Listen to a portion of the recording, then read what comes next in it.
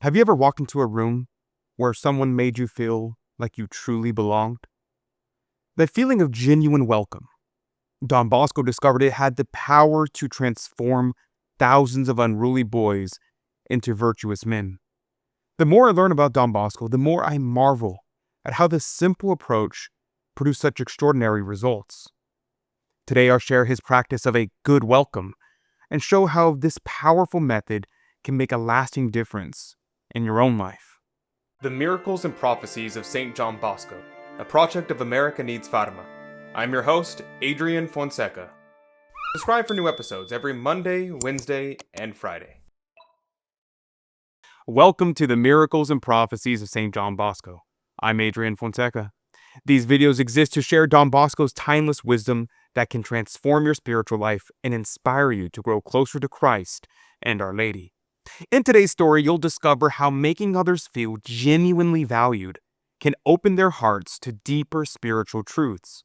I'll show you how Don Bosco's simple approach to hospitality created an environment where both education and faith flourished, and how you can create that same environment in your own relationships. And if this message touches your heart, please consider sharing it with someone who might benefit from Don Bosco's wisdom. Your share helps spread this timeless message to people who need to hear it. And a question to ask yourself during the video: when was the last time that you felt truly welcomed by someone? How did it change you? And more importantly, how might others be transformed if you welcome them with the same warmth that Don Bosco showed his boys? By 1844, Don Bosco's work was exploding beyond what he ever imagined. He had placed his apostolate under the patronage of St. Francis de Sales, and young people were flocking to his oratory faster than he could find space for them. Don Bosco himself writes, "The fame of a little church intended solely for youngsters, with sacred services made especially for them. A free site for walking, jumping, and amusements were appealing to many other inhabitants of Valdoco. They were all children of working-class status. Our church, which only then began to be called an oratory, became increasingly cramped. However, we adjusted ourselves as best we could in the room, kitchen, corridor, and vestibule. In every corner there were catechism classes. Everything was oratory." Now, creating this welcoming environment wasn't without its challenges. Don Bosco had to find good people to help him. He trained some of the older boys to teach classes, and he gathered them in his room on the weekdays in order to give them the rules that they were going to need to follow. He kept their enthusiasms high with small gifts and what he called his innate charm and amiability. Picture what feast days look like. Crowds of young people attending Mass, going to confession, receiving Holy Communion. After Mass, Don Bosco would give them a brief explanation of the Gospel. Then came catechism, singing, and an instruction filled with stories that captured their imagination. But here's what made it special. During the breaks between services, Don Bosco himself would supervise their games and activities. He wasn't locked away in an office. He was right there with them, along with his right-hand man, the theologian Borel, and the most sensible and well-mannered young people. But where did they play? In the narrow avenue between Magdalena Monastery and the Cotalingo Hospital. As their numbers grew, Don Bosco would walk to nearby fields to make sure none of his boys had wandered off. Think about this for a moment. Don Bosco's ministry was bursting at the seams. If he were motivated by self-interest, he might have started turning boys away. But instead, he sought every means to attract even more young people. He organized exciting games and activities, and he promised swings, gymnastics, singing schools, and even concerts with instrumental music. He handed out medals and pictures and fruit. And for the boys who needed it the most, he provided breakfast, snacks, food, shoes, and clothing. Don Bosco was living out St. Francis de Sales' wisdom. You catch more flies with honey than with vinegar. Don Bosco's approach to making people feel valued is something that we can all learn from. If this message is resonating with you, would you consider sharing it with someone who might also benefit from his wisdom? By simply clicking the share button, you help us spread Don Bosco's legacy to people who may never have encountered his powerful message.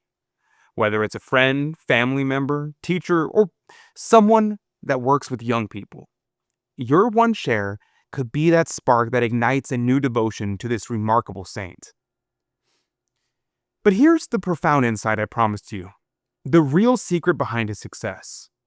Don Bosco put it this way: what attracts young people more than anything else are good welcomes.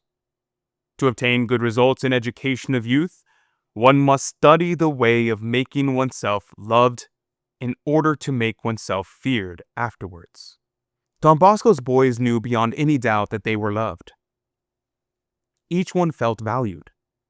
In fact, his right-hand man, theologian Borel, noted that Don Bosco knew thousands of boys by their first and last names, even remembering those who had left the oratory decades earlier.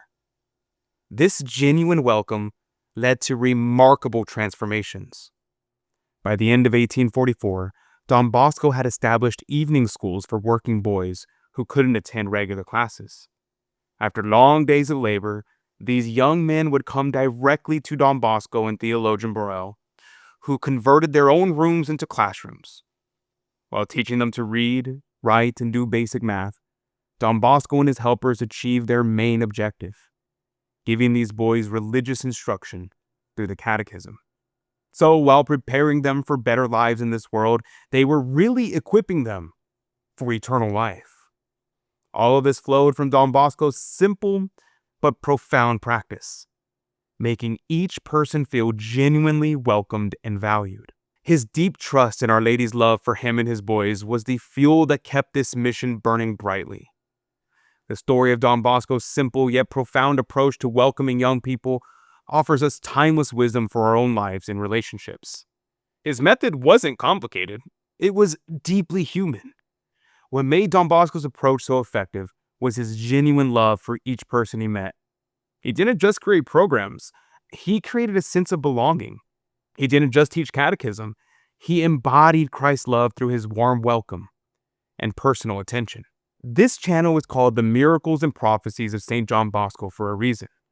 Not only because of the supernatural miracles, but also because every day of Don Bosco's life was a miracle, a prophetic fulfillment of his Catholic faith. Now, I'd like to take a moment to thank some of our wonderful monthly promoters who help make these videos possible: Stephen D., Carlos P., Maria P., and Gabriel P. Your support allows us to continue sharing Don Bosco's extraordinary wisdom with the world. Now, what fuels your fire? What do you depend on to do what you do every day? Let me know in the comment section down below. And if you found value in this message, please consider sharing it with someone who might be touched by Don Bosco's wisdom. And if you enjoyed this video, click on the video on your screen right now to learn the secret to Don Bosco's successful apostolate, another fascinating glimpse into his extraordinary methods. Thank you for joining me today. Saint John Bosco, pray for us. May God bless you, and Mary Immaculate keep you under her mantle. God love you.